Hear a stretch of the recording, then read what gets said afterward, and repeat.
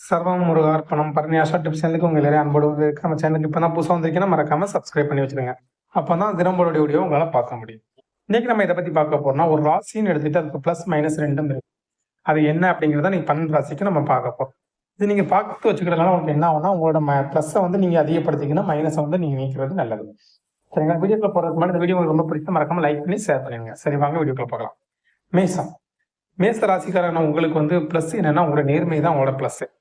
சரி, நீங்கள் நேர்மையாக இருக்கிறது தான் உங்களோட ப்ளஸ். அதை வந்து நீங்கள் அதிகப்படுத்திக்கிறீங்க. உங்களோட மைனஸ் என்னன்னு கேட்டிங்கன்னா பிடிவாதம். உங்களோட பிடிவாதம் தான் உங்களோட மைனஸாகவே இருக்குது. உங்களோட வளர்ச்சிக்கும் தடைக்கலாக இருக்கக்கூடியது இந்த பிடிவாதம் தான். அதை விட்டு ஒழித்துடுங்க. அடுத்த ராசியான ரிஷபம். ரிஷப ராசிக்கு ப்ளஸ்ன்னு கேட்டிங்கன்னா விடாமுயற்சி. உங்களோட விடாமுயற்சி தான் விஸ்வரூப வெற்றியாக உங்களுக்கு கொடுக்கக்கூடியது. அதாவது ரிஷப ராசிக்காரங்க விடாமுயற்சியை அதிகப்படுத்துங்க.